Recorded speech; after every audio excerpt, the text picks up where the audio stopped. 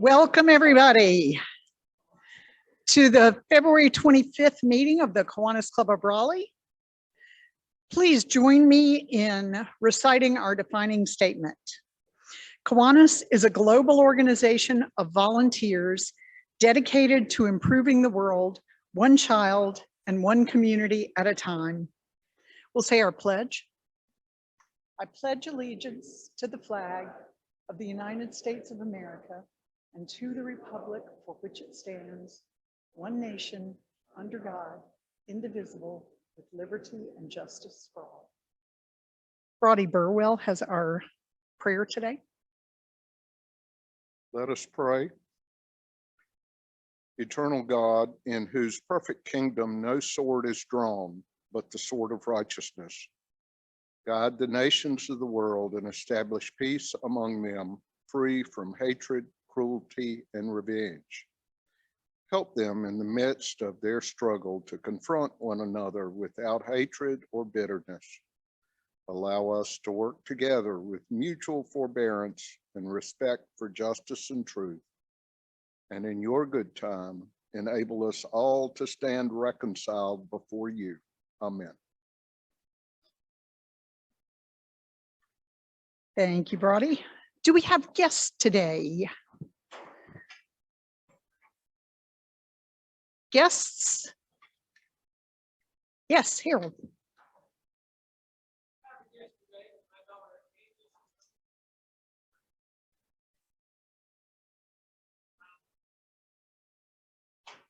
Yay.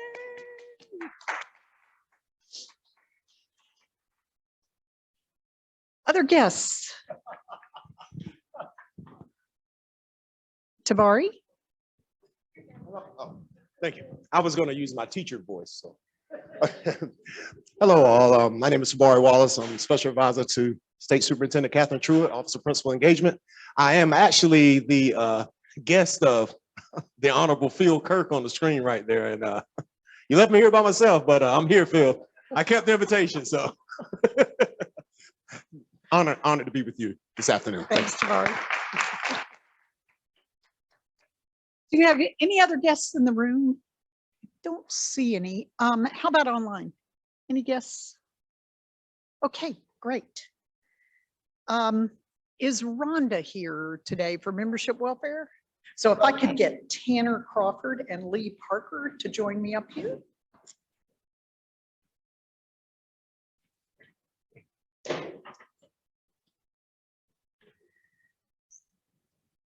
So one of the best ways to share our passion for Kiwanis and commitment to community service is to welcome a new member into our club. Today, we're very pleased to welcome Tanner Crawford, who was sponsored by Lee Parker. Lee, would you introduce Tanner to us? Be glad to. Thank you, Sandra. Fellow Kiwanis, love to introduce you to my great friend Tanner Crawford here. He's worked with me at Triangle Wealth Management for a number of years. Tanner's a Durham native. He's a UNC graduate and very enthusiastic Tar Heel fan. He's been in the investment business throughout his entire career. He's been in Raleigh since the year 2000, working for investment banking firm Truitt Securities. And then he worked with BB&T and then joined Triangle Wealth Management in 2014. Tanner and his wife Meredith have 3 boys, Howard, Lewis, and Evan, ages 15, 9, and 6, who are all in school at St. David's. Meredith Crawford is the owner of Pepperwood Farm, a horse boarding equestrian facility in Fuquay Marina. They're members of Christ Episcopal Church downtown. Tanner has been involved with the Kiwanis Foundation investment account, which Triangle Wealth has helped manage for many years. His expressed interest in joining Kiwanis as a way to give back to his community. And with all of that, it is my honor to introduce you to Mr. Tanner Crawford. Thank you.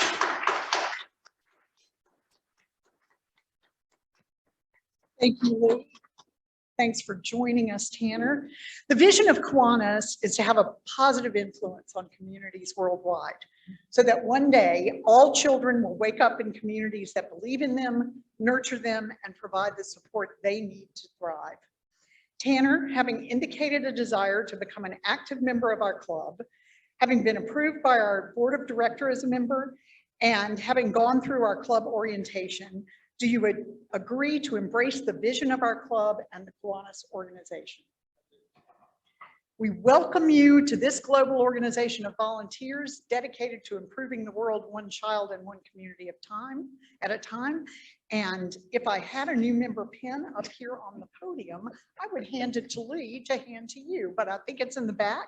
So we'll get that in just a minute. But Tanner, welcome on behalf of the entire club.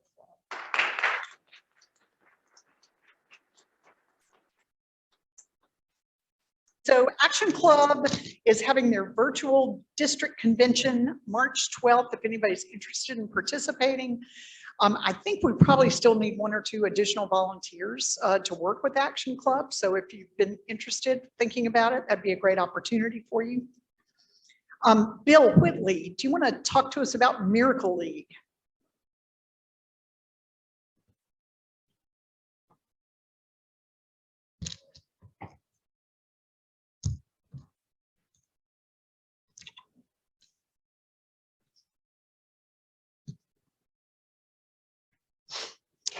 Thanks, Stacey.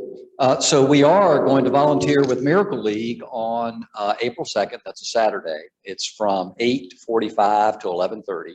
We will be at the Miracle League's Raleigh field, which is just off Falls of Noose Road, north of 540. And it's a great opportunity for us to help folks with special needs play a game of baseball. Alice Garland of our club is very involved with Miracle League. She's the one that connected us with this opportunity. We tried to do it a couple of years ago, and then, like many things, was canceled due to COVID. But we're all set up for April 2nd. You will soon receive a link to an online sign up. So all you have to do is sign up, and we'll look forward to that. Again, it's Saturday, April 2nd. If you could put that in your calendar, it'll be us and our SLPs.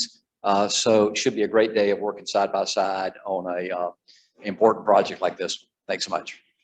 Thanks, Bill, and thanks again for doing the organization. Just a couple of quick reminders. Golf tournament, May 4th. If you're interested in playing, please sign up. If you're interested in sponsoring, please sign up for that as well. You can contact Andy Wood. Charter night, May 20th at the University Club. We'll start getting people signed up for that pretty soon. Thank you so much to the 77 or 80 members who've already responded to our survey on dues and finances. If you haven't, please do click on the link and let us know what you're thinking, because we really need your input to make a decision on what to do in the future. And then our final announcement, mask requirements are changing in Raleigh as of 5 p.m. today, and at Highland as of March 1st. The board's going to meet next week. We'll discuss our club policy and we'll decide what we're going to do next. So look for an email confirming what our decision is. Let's check in on Rhonda one more time. Hey, can y'all hear me now? Okay, well, I only have 4 birthdays. So anyway, happy Friday. It's the end of February. We're getting ready to go into March. If these gentlemen are there for male birthdays today, if you would please stand up so we can say happy birthday. We have Leslie Jones. Well, Leslie might be a female. I'm always confused on that name. Leslie Jones and David Williams are February the 25th, or is today February the 25th? I'm not even sure. My daughter had exams this week, so we're kind of crazy in the McNary household right now. So happy birthday. And then on February the 28th, we have Bob Woodson and Andrew Perry. So happy birthday to you all. I hope everybody has a great weekend and a great end to February, and hopefully March will be a wonderful month for everybody. Thank you so much. Talk to you soon. Bye.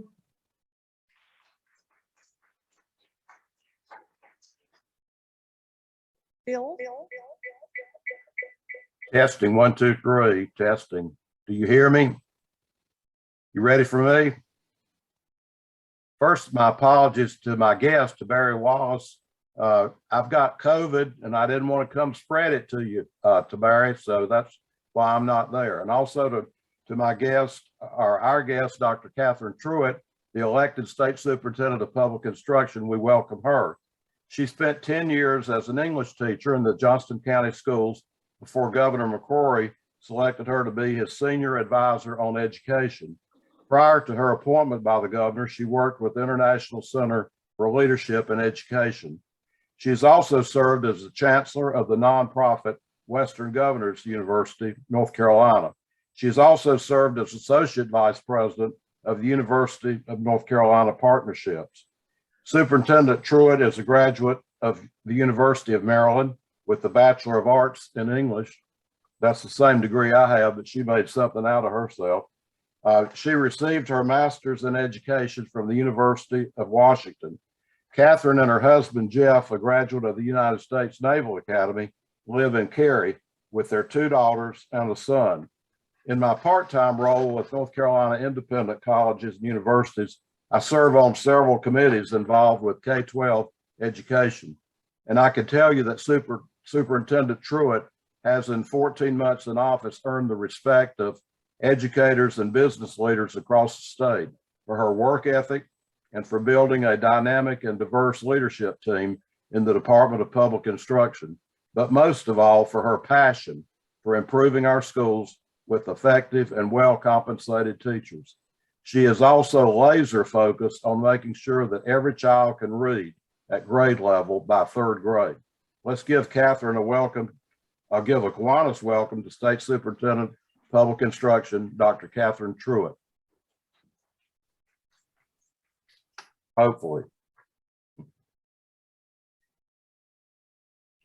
I know she was there early. There she is. Almost there.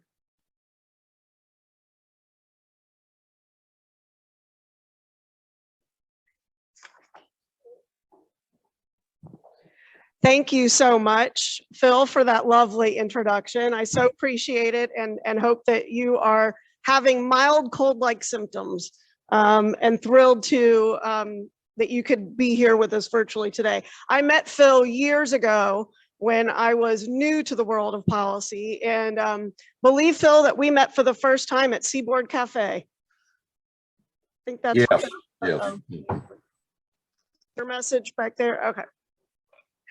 So I first of all, thank you for having me today, and thank you for the work that you all do on behalf of children. I can think of no better or more important work that a club could be doing than to ensure that all children have what they need when they need it. And that is what we are attempting to do at the Department of Public Instruction. And you got to meet my friend and colleague, Tabari Wallace, here. When I took office, I created 3 new positions: an advisor role on principal engagement, and this is what Tabari is doing. He is actually a former North Carolina statewide principal of the year.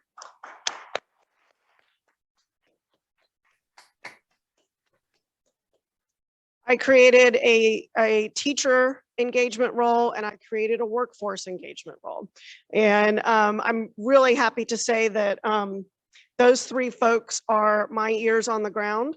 I can only be in one place at a time, and they are just fantastic members of my team. So in 30 minutes, what can I tell you about education in North Carolina? Well, I thought that I would start with a couple of things that are important to keep in mind when we think about education reform and what needs to happen in order for education to change, because it's such a education, both at the K-12 level and in higher education, are incredibly immobile and not agile. And we've had incredible change occur in the last 20, 30 years in our world. And by and large, education hasn't really been able to keep up with that change. And why is that? So we're going to talk a little bit today about our governance model, as well as funding and what my strategic plan for the state is trying to do to make things better for students.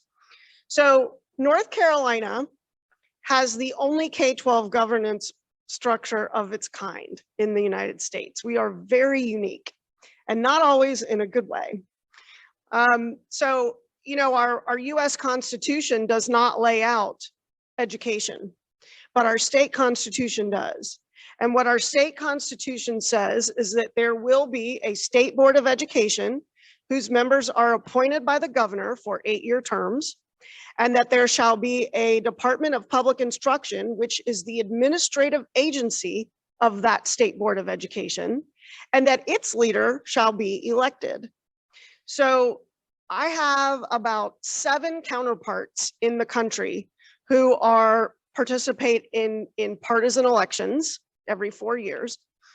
And what makes us unique is that we are the only state with an elected superintendent with a state board that has constitutional authority.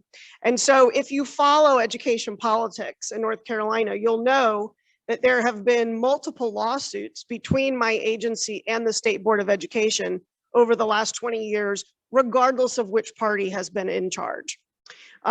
We have not had any lawsuits so far. I actually ran on a platform of no lawsuits, and the state board and I do our best to work together every day to make sure that we are keeping students at the center of everything we do, even when we don't agree on policy issues.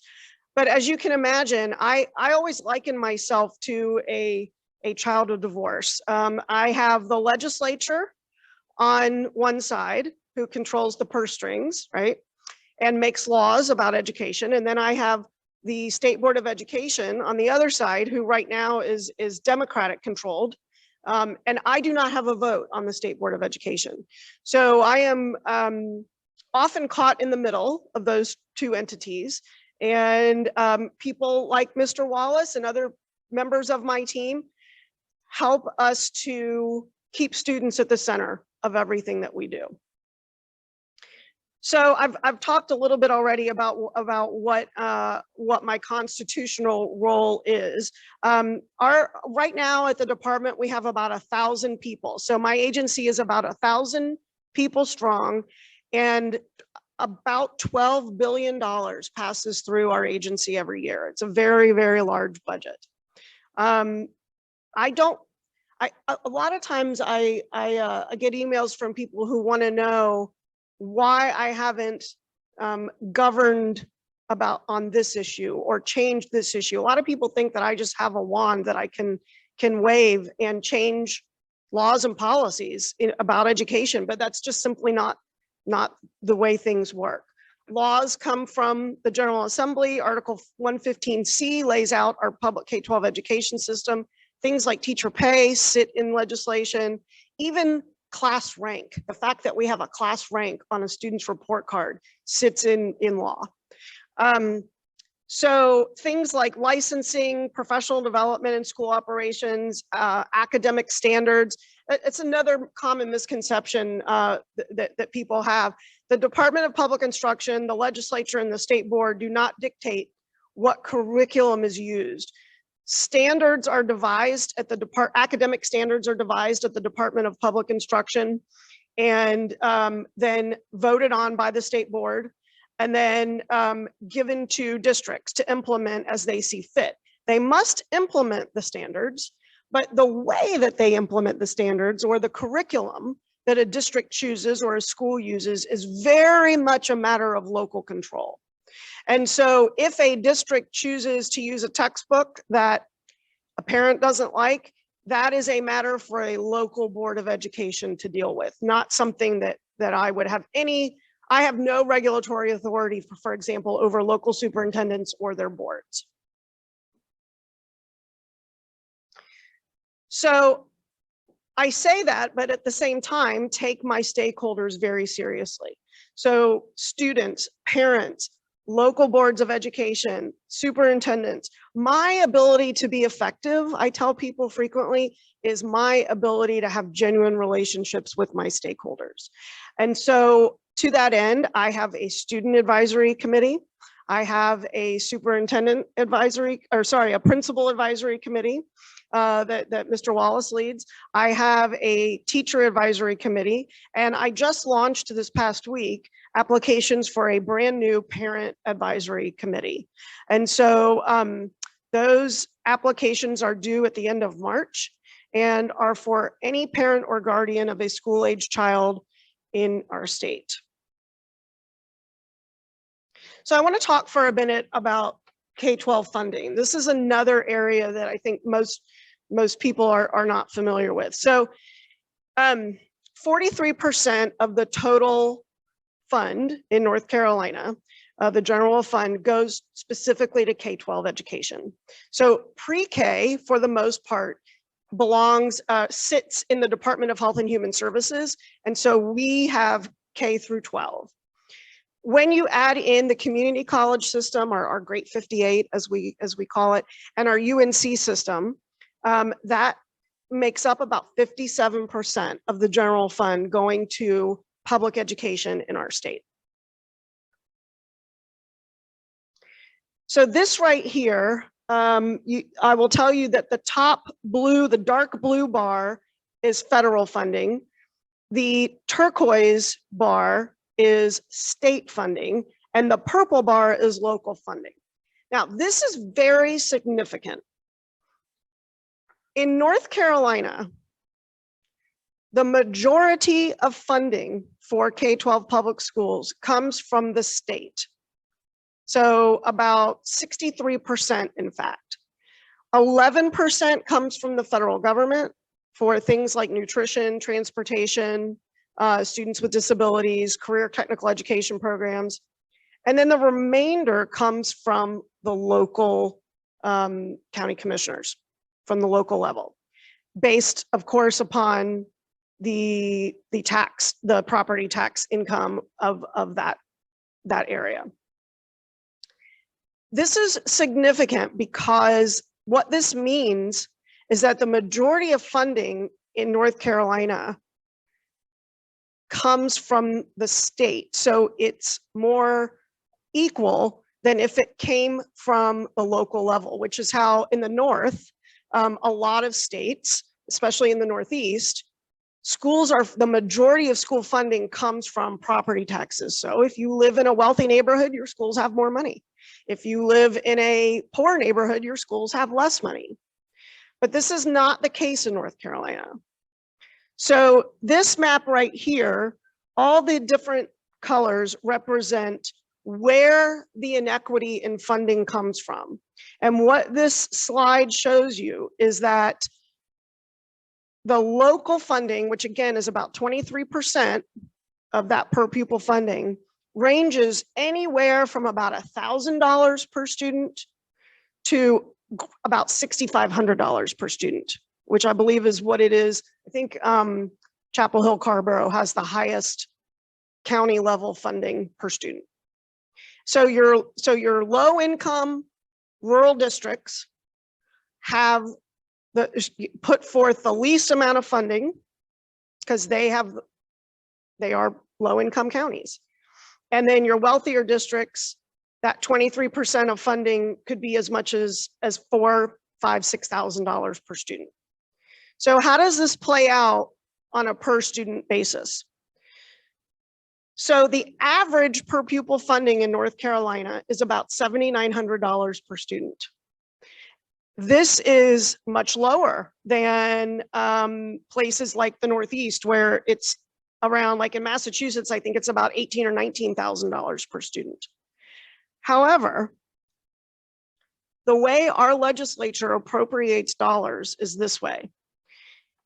If you are a first grade student, let's say, in any county, you get about $6,000 per student. But if you are a first grade student in any county who comes from a low income family, you get more money. If you are an English language learner in any county, you get more money. And if you have a learning difficulty, like what we call an IEP, if you have a learning disability, you get more money.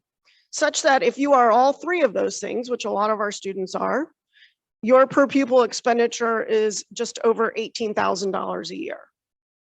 So this is a much more equitable way of funding than just saying, we're going to give every student the same amount of money. This is what equity means, giving all children what they need when they need it. It costs more to educate a child who has special needs. It costs more to educate a child who is poor. And so I frequently do not see funding reported in the media accurately. It is simply not true. And furthermore, I think, do I have another slide? If you look, there is a threshold that we need for funding, but if you look nationwide at the correlation of funding to outcomes, there isn't one. If you were to take math outcomes for 8th grade and plot them for every state and plot them on a graph, and then look at their funding, 4 out of the 6 highest funded states have the lowest outcomes in math. So it's not just a funding issue. Our challenges are human capital. We don't have enough highly qualified math teachers. Only 30% of kids in North Carolina have a highly qualified math teacher. And giving more money to go and live in a rural community doesn't work. We've done it. If people don't want to live in a rural community, they're not going to move to a rural community for an extra $15,000 a year, no matter how inexpensive it is to live in that community. We need to be creative about the way we deliver math instruction to students who don't have qualified math teachers. So when we look at outcomes for education in North Carolina, it's bleak. I'm not going to lie. Right now, only 18% of students in our state meet all 4 ACT college readiness benchmarks. 18%. 67% of 8th graders do not read proficiently when they start high school. And that is average in the US. Only 1/3 of Hispanic students read proficiently when they start 9th grade, and only 14% of African-American students read proficiently when they start the 9th grade. And the statistics are the same for math.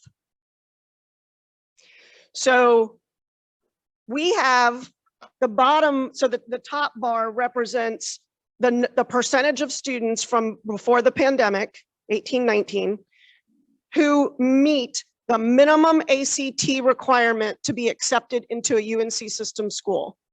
And it's 56% meet the minimum. So a lot of kids don't even have a shot at getting into a UNC system school based on their ACT score. Only 44%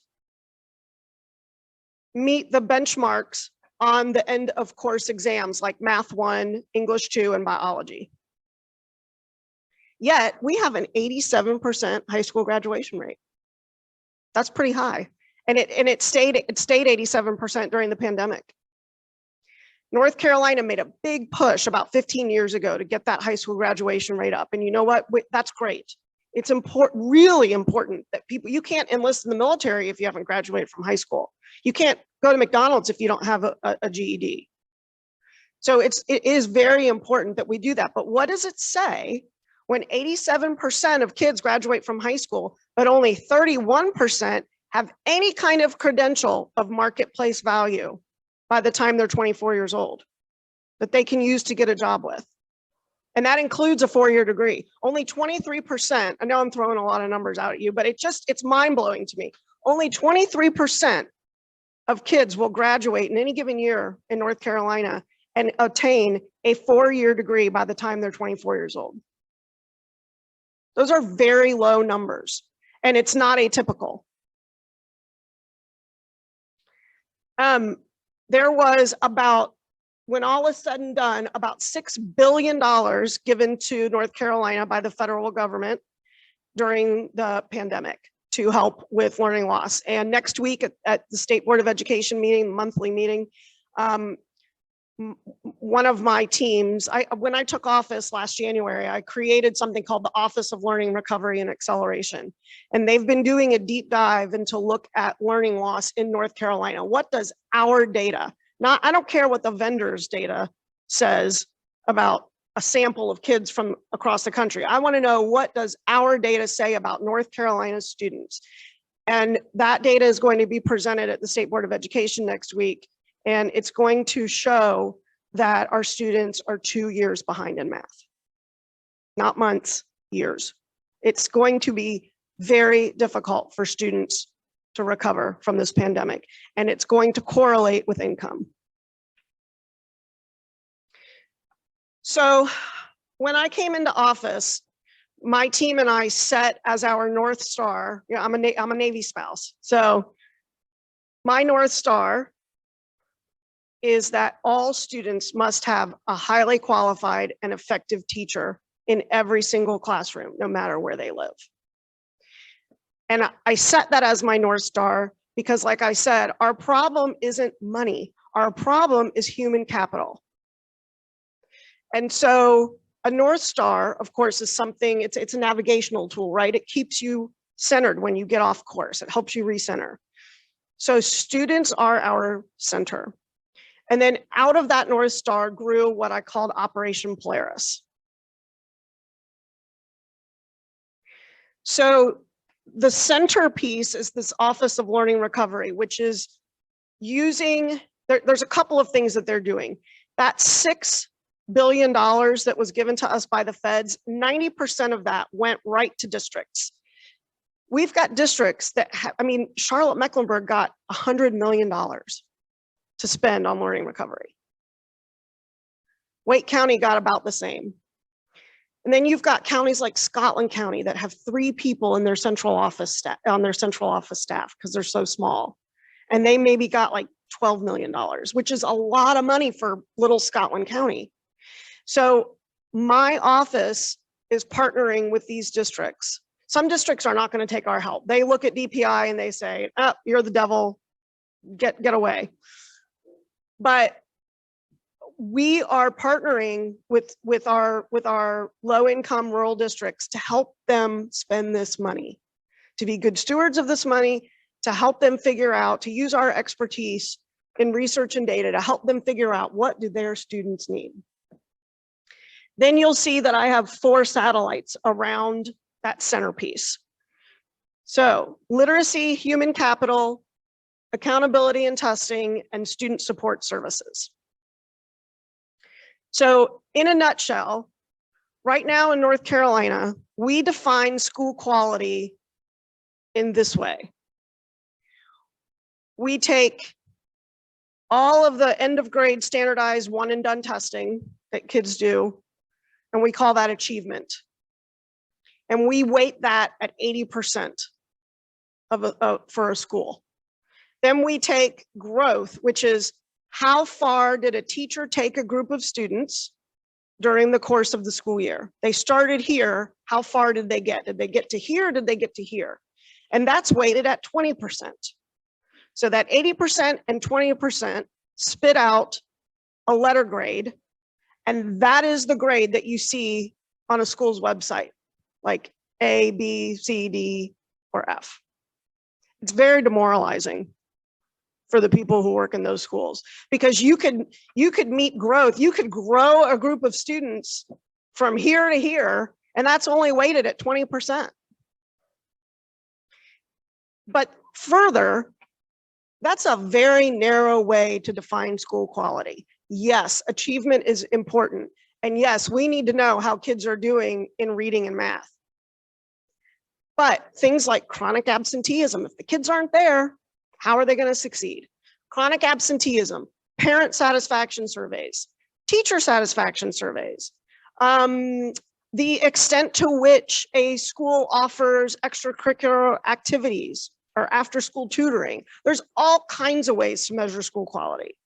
So our accountability and testing model sits in, it's our accountability system to the state and to the federal government. and they're one and the same. So we need to change this model. And I'm doing this by partnering with not just educators, but with local businesses all over the state to create what's called a portrait of a graduate that will allow us to measure the kinds of skills and dispositions and traits that business owners say they cannot find in young people today. Literacy is my second pillar. About 40 years ago, this country shifted from a phonics-based approach to teaching children to read to what we call whole language. Whole language is, if I were to point, this is a book called Who Was Martin Luther King that just happened to be sitting up here. This is a picture of Martin Luther King. If I said to a student, look at this picture and tell me what these words are up here. What if they said, man? This is a man, right? Well, that would be wrong. That's not what this says. It says, who was Martin Luther King Jr.? But that's the dominant form of early literacy instruction in our country right now. And it doesn't work. It's not based in brain research. And this is why 67% of kids in North Carolina are not reading when they start 9th grade. And again, that's average. And it impacts our place in the world because we are average in the rest of the developed countries in both reading and math. And to tell you how significant this is, I visited Fort Bragg. We visited Fort Bragg about 2 weeks ago. We met with the head of recruiting for the Army for all of the state. And this is something that I had heard before and never knew if it was true. But for every 10 kids in this country that walks into, and this is North Carolina as well, for every 10 kids who are even interested in joining the military, who come to meet with a recruiter, 7 of them are disqualified right away, either because they're overweight or because they have gang tattoos or a history of violent behavior. So 7 out of 10, and they make exceptions for kids who are pot smokers. So that's how desperate the Army is. That is a waiver. You can get a waiver. If you take a drug test and you have THC in your system, they will give you a waiver.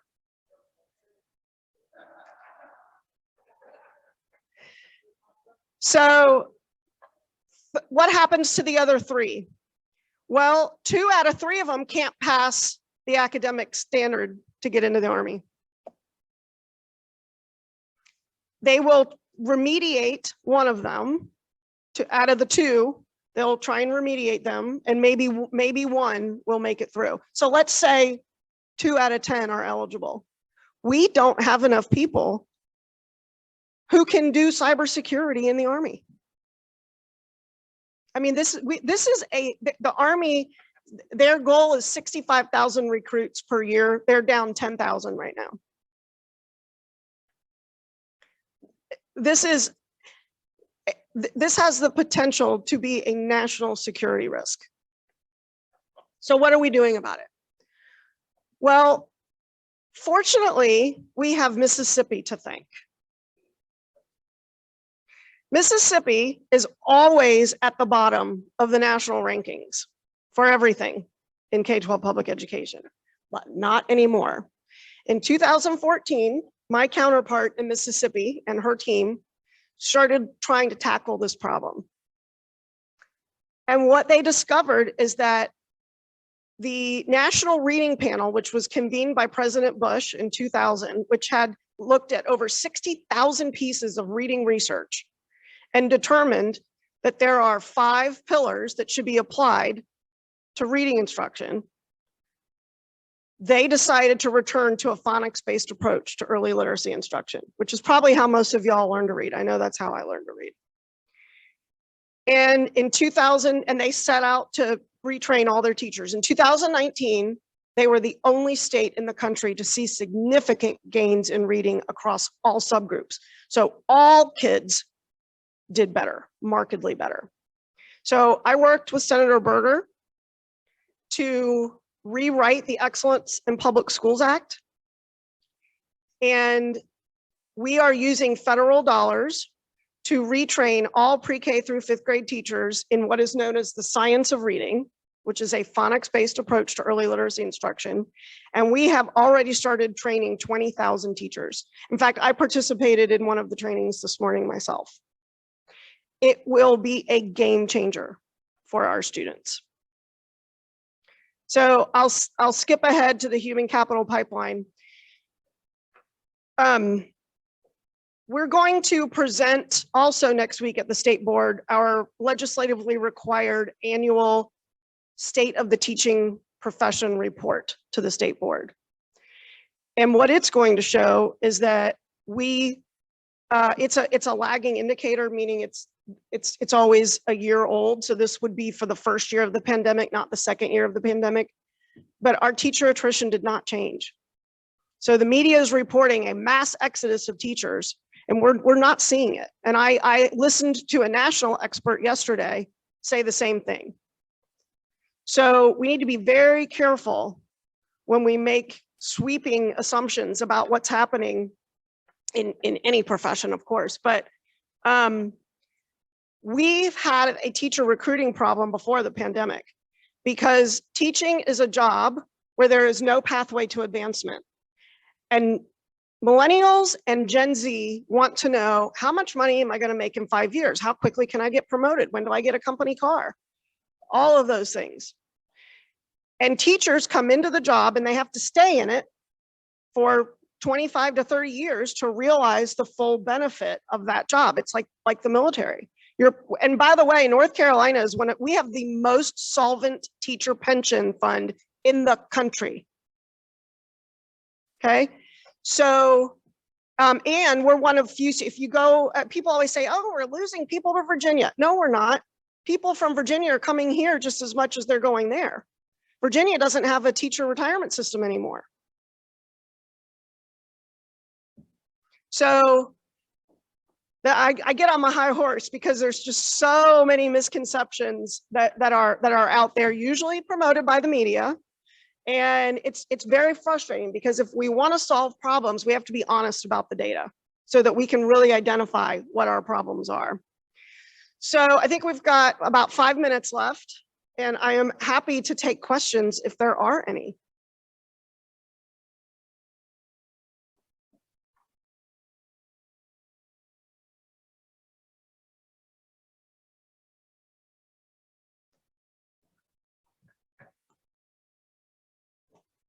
Thank you for coming and for your informative presentation. You talked about the 3 that could, out of 10, that might qualify to go in the military. What happens to the other 7? So what we know is that the majority of students are not attaining any kind of credential of marketplace value before they're 24. So I think what we're seeing right now with the Great Resignation, we've got a ton of so economists say every day, well, the educated and the wealthy, which doesn't mean you don't have to work for your money, right? Let's be real about using that word, but don't need to worry financially right now, even with inflation, et cetera. The people who are going to be on the hook for all of this are low income and the middle class, okay, the working class.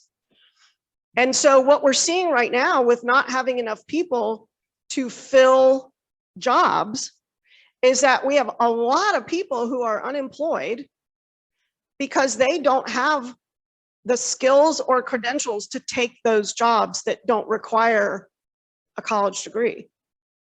So they're undereducated. And one of the things that my new mantra is, it's this whole idea that we've said college for all. was the bill of goods that we sold parents and their kids. Not all kids need to go to college. We certainly, if kids want to go to college, they should have every opportunity to go there. But it should be careers for all, not college for all. We have got to prepare students for something after they cross the graduation stage. And right now, what we do is we say, oh, this group's going to college. This group, you're going to be in, you're going to take, we still do have automotive class, and we still do have carpentry, and we still do have, we've got a lot of great agriculture programs, but those kids are not funneled into careers and credentials. So we have to do a better job of doing that. I think my dad had a question, but now I have the microphone in my hand, and so I've decided I have a question. Okay, sorry, Dad. Do you want to answer? The phonics teaching, I think that it's called letters, right? Yes, that's the vendor that the legislature identified. Yes. Yeah. So what I've noticed is my teacher friends who are elementary school teachers, this program has been placed on them to learn it, but I don't feel like that there's been time or funds for them to have time to actually do the work. And I'm wondering if that's a function of the districts not doing their part, or was there not funding in the legislation to make sure that teachers were given time to do the professional development? Because I know, as I just retired in June from teaching, I did feel like there was always things coming down that I was requirements that we needed to learn, whether it was CPR training or any number of mandates, but there was never any time set aside for us to learn it. And it was always expected that we would do it on our own time. Yeah. So you've identified two issues. One of them is that in the United States spends less time and money on professional development for teachers than any other developed country in the world.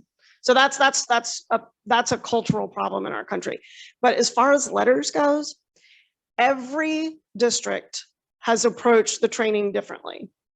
And so some districts have, there was money made available for stipends for teachers, and whether or not the district chose to do that was on them. If what I have witnessed myself is that in districts where the teachers are doing it outside of the classroom day, they were paid to do that. Other districts chose to eliminate faculty meetings or other kinds of required meetings so that they could, because what happens is the letters coach comes in and delivers the training.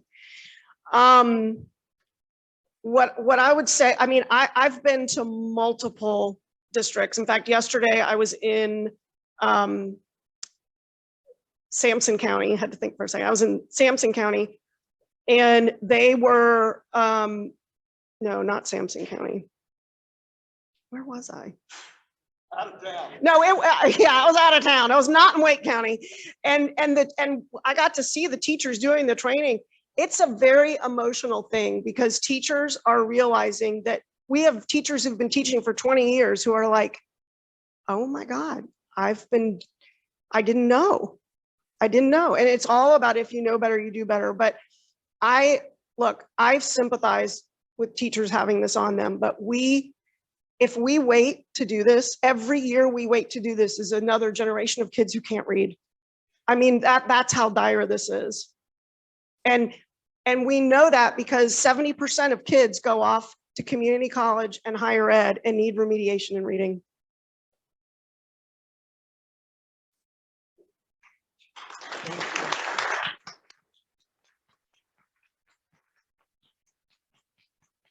Thank you. Thank you so much, Superintendent Truitt. When we have speakers, before you run off, we donate a book to Read and Feed. That's why I was up here, for each of our speakers, and we'd really appreciate it if you would sign it for them. Here, I'll just hand it to you. This is the best series ever. I love this series. Read and Feed tells us what books they use, and we purchase those to donate. I can't thank you enough for coming today. It was just fascinating. Great, great presentation. Thank you so much. Thank What an you. honor. Thank you. Angie, we'd love to have you back. Tabari, please come anytime. Mary Wells, I didn't recognize that you were online, but you are, so come back again. Thank you to everyone and particularly to our speaker today, and we'll see you next week.